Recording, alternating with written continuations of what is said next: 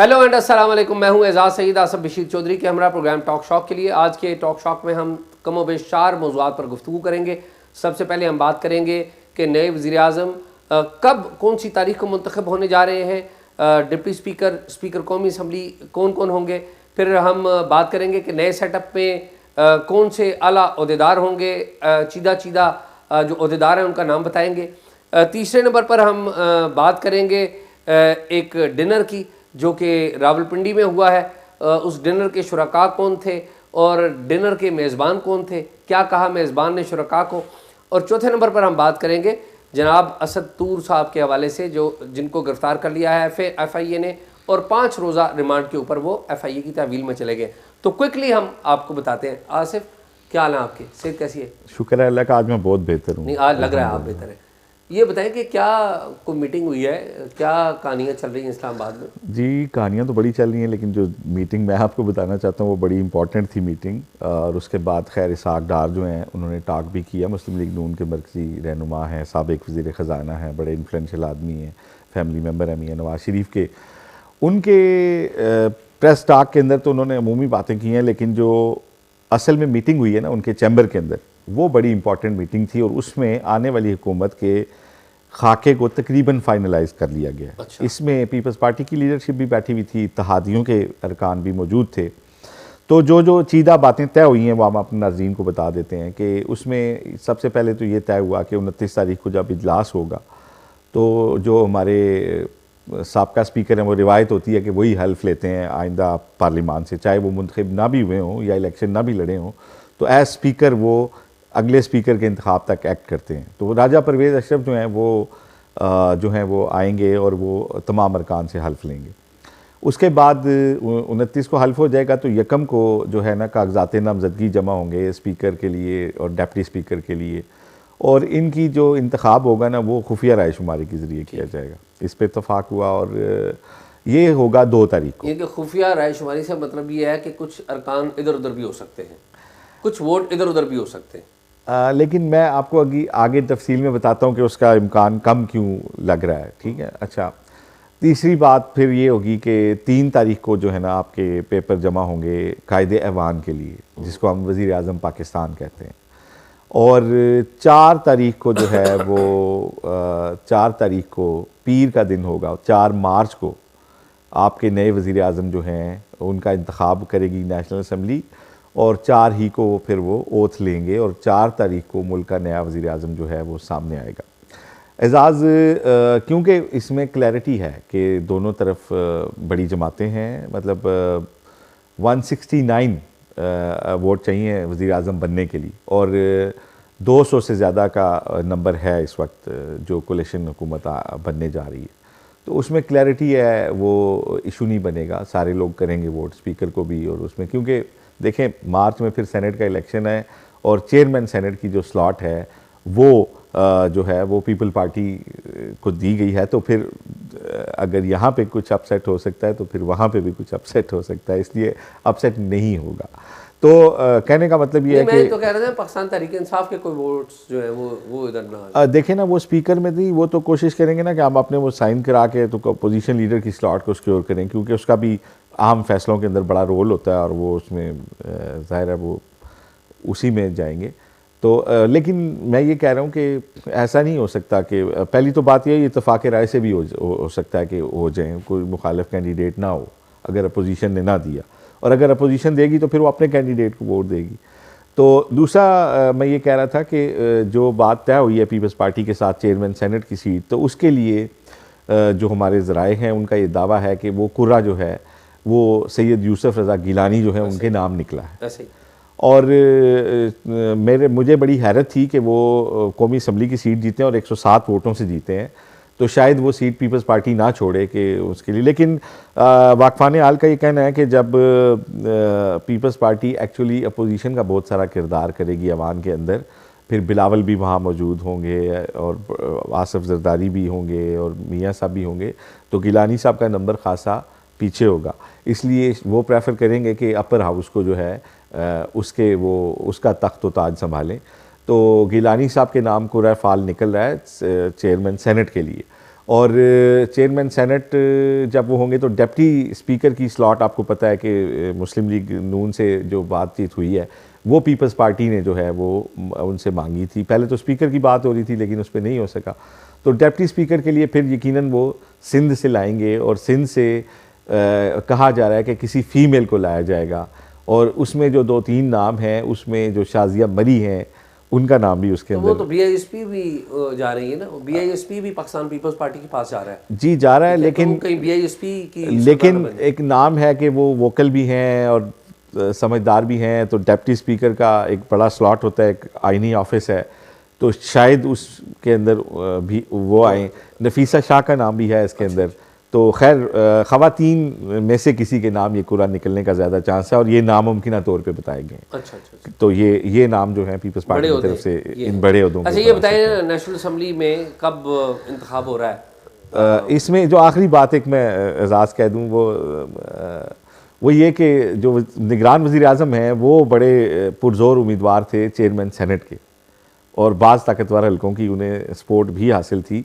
लेकिन peoples party के साथ जो मुस्लिम लीग नून की डील हुई है तो उसके बाद ज़्यादा चांस अब यही है कि इस स्लॉट पे पीपल्स पार्टी अपने जो है स्टालवर्ट्स उनको लेके आएगी। जो निगरान वज़ीर आज़म के वाले से आपने बात की ना, तो मेरी उनके करीबी ज़राए से बात हुई थी इसी वाले से। तो उनके जो करीबी ज़राए हैं वो कहते हैं कि ना तो अनवार काकड़ साहब पहले उम्मीदवार थे और ना वो इस हवाले से कोई ख्याल रखते हैं। तो वो इस बात, लेकिन आपकी बात की वो तस्दीक करते हैं कि ये बातें ज़रूर चल रही थी, और बल्कि उनके करीबी ज़राए का तो ये कहना है कि जो निगरान वज़ीर आज़म के का नाम जो है ना वो सामने लाना, दरअसल ये बाज़ ऐसे एलिमेंट्स लाते हैं कि कहीं पे भी उनका नाम हो ना तो वो नाम आगे कर दिया जाए ताकि लोग उसको डिस्कस करें और उसमें कीड़े निकालें। ठीक है, देखें जिस तरह वो निगरान वज़ीर आज़म बने ना, एजाज़ नाम तो उनका कहीं भी नहीं था। हाँ यही है ना। तो खैर ये लेकिन हो सकता है वो खुद इंटरेस्टेड ना हो और कोई दूसरे खैर।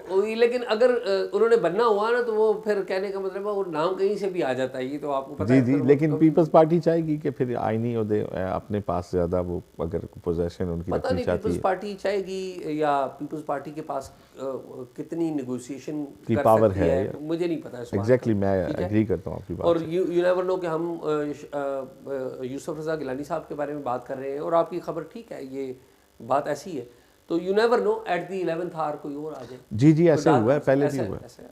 अच्छा जी, नए वज़ीर आज़म कब बन रहे हैं वो बताइए। नए वज़ीर आज़म का मैंने आपको बताया कि 4 मार्च पीर का दिन होगा जिस दिन कायदे-ए-अमान का इंतखाब नेशनल असम्बली से होगा, और उसी दिन वज़ीर आज़म पाकिस्तान जो है नए वो हल्फ उठाएंगे। और वो अब तो इसमें कोई राय नहीं है क्योंकि चीज़ें तय हो चुकी हैं। तो शहबाज शरीफ होंगे आइंदा वज़ीर आज़म, और काबीना जो है पहले मरहले में काफ़ी मुख्तसर रखने की जो है इतलात हैं। उसमें भी बहुत सारे नाम हैं लेकिन वो थोड़े से मैच्योर हो जाएं तो फिर आपके साथ शेयर करेंगे। तो लेकिन एक बात है कि मियाँ नवाज़ शरीफ साहब के जो करीबी साथी थे जो कि इस इंतखाबात में आगे नहीं आ सके, वो आपको मरकज़ में इक़्तिदार के ऐवानों में शायद नज़र ना आए। ऐसे ही। अच्छा ये तो नई हुकूमत की बात कर रहे हैं ना, अब जाने वाली हुकूमत का एक अहम वाक़या बता दूँ आपको। ये अभी 2 रोज़ कबल army chief general Asim Munir साहब ने जो निगरान वज़ीर आज़म और निगरान काबीना को एक खाने पे बुलाया और उन तमाम लोगों का शुक्रिया अदा किया कि उन्होंने निगरान सेटअप को चलाया। और फिर आसिम मुनीर साहब ने इस बात पे भी बड़े वो खुश थे कि निगरान जो हुकूमत है उसके वज़रा सूबाई हुकूमतें भी उन्होंने बड़ा मौसर किरदार अदा किया। तो ये जो वाक़या है ये आज ख़ुद बड़े वो बहुत सारे मीनिंग्स रखता है, लेकिन इनके डिस्कस किए बगैर के वो मीनिंग्स क्या हैं, ज़ाहिर है एक वाक़या हुआ तो हमने तो वो रिपोर्ट किया। जी एजाज़, वैसे इस निगरान हुकूमत चाहे वो पंजाब की हो या मरकज़ की, इसके बहुत सारे लोग ऐसे हैं जिनका पाकिस्तान में हमें कुछ सियासी किरदार मुस्तकबिल में भी नज़र आता है, चाहे उनकी कोई जमातें हों ना हो, ठीक बात, लेकिन वो पाकिस्तान के ताकतवर हलकों में अपनी नाम और साख इतनी इस्टेब्लिश कर चुके हैं कि वो शायद आने वाले वक्तों में भी हमें बाज़ उनका रोल जो है वो नहीं हो सकता है। ये बाज़ लोग जो अच्छा बाज़ लोगों ने बड़ा मौसर किरदार भी अदा किया है, नहीं हमें अच्छा लगे या ना लगे। देखिए वज़ीर आला पंजाब का जो किरदार था वो एक मुतहरिक वज़ीर आला के तौर पे याद रखा इधर मरकज़ में आप देखें निगरान वज़ीर आज़म की भी परफॉर्मेंस अगर आप देखें जो रिक्वायर्ड थी उन्होंने की, ठीक मेरा है। ख्याल है इस पे तो खैर बैरिस्टर एजाज वो उमर सैफ जो है आईटी के जो वजीर है, मैं मेरी एक थोड़ा सा एक इख्तलाफी नोट भी है कि देखें उसमें ये मेरा उनसे गिला है बतौर एक शहरी, इस्लामाबाद के शहरी के तौर पे, कि यहाँ पे चल के आए थे बलूचिस्तान के लोग, तो वज़ीर आज़म काश के उनसे खुद निगोशिएट करने चले ठीक बात जाते, है। कोई बंदे थोड़े से कुछ बरामद हो जाते, कुछ का वादा कर लेते। आपने उन्हें जो बिल्कुल वो किया, मेरी ज़ाती राय में शायद बड़ा उसके लिए वो चाहिए था जो देखिए ना, डिसीजन। ये जो एस्पेक्ट जो आपने बात की ना आसिफ, इसके तकरीरें ऊपर उन्होंने तो- बड़ी अच्छी की हैं, यूएन में बड़ी अच्छी तकरीर की है, एक टेक्नोक्रेट के तौर पे अच्छे वज़ीर आज़म रहे हैं, लेकिन जो सियासी उनका साइड थी ना वज़ीर आज़म की, जो एक सियासी वज़ीर आज़म होता तो वो शायद उस धरने के शुरका के पास जाता। अच्छा आसिफ, ये जो बात है ना, इसके ऊपर बड़ी बात की जा सकती है। जो बात आपने की है मैं डिनाई नहीं कर रहा हूँ, लेकिन मुझे जो इनमें जो बेहतर बात लगी ना, और बहुत सारे लोग इस बात पे तनकीद करेंगे कि जी आप निगरान वज़ीर-ए-आज़म की तारीफ़ कर रहे हैं, मुझे इस बात की परवाह नहीं है।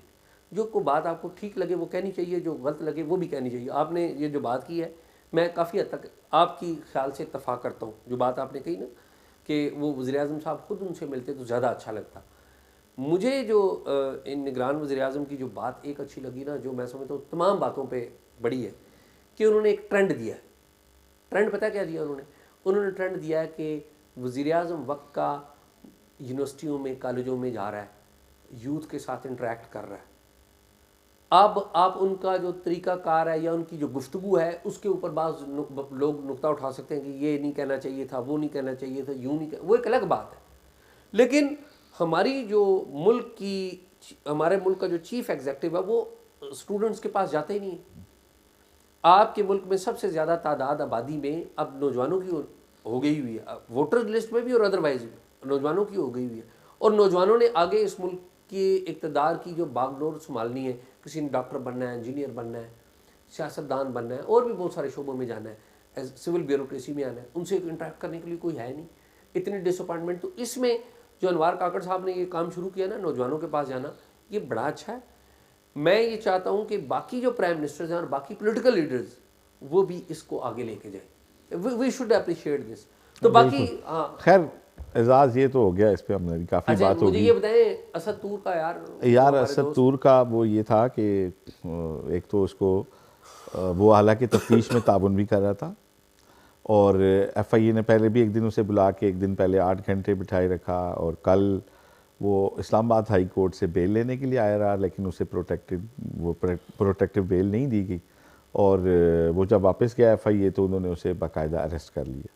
लेकिन एजाज़ बात यह है कि हम तो पीका के जिस एक्ट के तहत उन्हें गिरफ़्तार किया गया, हम पीका को एक गाली समझते हैं, क्योंकि अफ्रीका के चंद एक मुल्क रह गए हैं जहाँ पे ये राय जो है काबिल दस्तंदाजी पुलिस है, जहाँ पे FIA आ जाए। पूरी दुनिया में हद तक के कवानीन हैं, डेफेमेशन के लॉज हैं, उसके तहत आप डील करते हैं। तो हमारे यहाँ अभी तक कोई डंडे का और FIA का इस्तेमाल जो है ना, मैं समझता हूँ हम इसे कंडेम भी करते हैं। असद तूर को मैं समझता हूँ कि चीफ जस्टिस को भी नोटिस लेना चाहिए, और उन्हें भी पीका की हद तक कम अज़ कम जो है ना क्लैरिटी देनी चाहिए, और इसमें मज़ीद सहाफ़ियों को बंद नहीं। अच्छा, असद तूर ने ना, वो मैंने वीडियो असद तूर की देखी सोशल मीडिया के ऊपर, के असद तूर ने ना कहा कि शुक्रिया चीफ जस्टिस साहब। वो असद तूर का जो पॉइंट ऑफ व्यू है वो ये है कि ये चीफ जस्टिस साहब जो है करवा रहे हैं, वो ये पॉइंट ऑफ व्यू है। लेकिन खबर जो है ना वो ये नहीं है। खबर ये है कि असद तूर जो है ना, असद तूर, मेरी इतलात ये है कि समझ रहे हैं कि ये चीफ जस्टिस ने उनको अरेस्ट करवाया, शायद कार्रवाई किसी और जगह से। अच्छा, एक तो ये है। दूसरी बात ये है कि असद तूर की जो वीडियोज़ आप देखें, असद ने भी कोई मोहतात अंदाज नहीं अपनाया। यानी आप जब डायरेक्ट किसी पे अटैक करते हैं और वो कांस्टेंट अटैक करते हैं, तो वो बाद में वो लोग लीगल रास्ते अपनाते हैं, आप लीगल मौका दे देते हैं लोगों को। लेकिन ये किसी भी तौर पे मेरा नहीं ख्याल कि आज़ादी राय, इजहार राय के वाले से ये अच्छा वाक़या हुआ है। CPJ ने भी एक स्टेटमेंट दिया है, और हमारी जर्नलिस्ट फ्रेटर्निटी ने भी इसके ऊपर ओवरऑल इसके ऊपर नहीं एजाज उस पर अभी तक जो है ना, देखें आपके हमारी अभी RIUJ की एक प्रेस रिलीज जो है वो मैं ही इसके ऊपर एक बना रहा हूँ। अच्छा, वेरी गुड। अभी तक PFUJ या नेशनल प्रेस क्लब या RIUJ की इस वक्त तक स्टेटमेंट नहीं आई जब हम ये बयान देखा। क्यों नहीं आई? ये इसलिए नहीं आई एजाज़ कि हमने जब से मेरा यहाँ पे आना हुआ है, मैं सेक्रेटरी का चार्ज लिया है, तो हमने एक डिबेट करवाई थी इसके ऊपर एल्डर्स को बुला के, और हम ये समझते हैं कि ऐसे तमाम सहाफ़ी जो जर्नलिस्टिक बॉर्डर्स से बियॉन्ड जाते हैं, हमारे एथिक्स से बियॉन्ड जाते हैं, हमने अपना वज़न उसमें नहीं डालना। जो असद तूर हैं उनकी कुछ वीडियोस भी जो हैं वो गैर मुहतात हैं, जो जर्नलिस्टिक एथिक्स से बियॉन्ड हैं, साफ़ती ज़ाब्ता अखलाक से बियॉन्ड हैं, लेकिन क्योंकि उनके खिलाफ कार्रवाई पीका के तहत हुई है और हम पीका के तहत जिसकी भी कार्रवाई हो हम उसके साथ खड़े होते हैं। पीका तो हम ड्रैकोनियन लॉ है। हम समझते हैं कि अगर किसी ने कोई बात ऐसी की है जिससे किसी की शान में गुस्ताखी हुई है, जिससे किसी का इस्तेकाक मजरू हुआ है, तो आप हद तक के कवानीन के तहत खुदा के लिए उसका ट्रायल करें।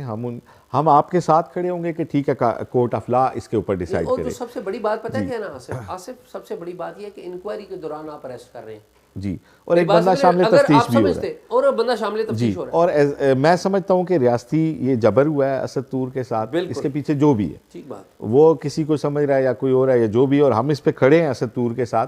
अभी एक स्टेटमेंट भी मैं इसके ऊपर जारी कर रहा हूँ इस वार्निंग के साथ कि हमारे तमाम सहाफ़ियों को अपने साफ़ती एथिक्स से फौरी तौर पर रुजू करना होगा। नहीं वो ठीक है, वो बिल्कुल ठीक है, लेकिन पीका के मामले पे हम हर सहाफ़ी के साथ खड़े होंगे। मेरा पॉइंट ये है कि असल बात यह है कि आपको किसी भी, ये खाली असद तूर की बात नहीं है, असद तूर तो अभी उसमें आ गए ना, किसी को इंक्वायरी के दौरान आप क्यों गिरफ्तार करते हैं? किसी के खिलाफ कोई केस है, साबित करें, गिरफ्तार कर लें। बिल्कुल बात सिंपल सी। ये क्या बात हुई कि आप ये क्या मैसेज देना चाह रहे हैं कि जी इंक्वायरी हो रही है, एक दिन सारा दिन आप बैठा रहे हैं, दूसरे दिन गिरफ्तार कर लेते हैं? तो बाकी पहले भी वकीलों के बगैर बिठाया हुआ था, तो अब आपने पता नहीं किसको खुश करने के लिए लिया फिजिकल रिमांड। That's all. तो नाज़रीन, आपने प्रोग्राम देखा, उम्मीद है आपको प्रोग्राम पसंद आया होगा। अगर आपने हमें को मालूमात देनी है, कोई टिप देनी है, तो talkshock777@gmail.com पे दीजिए।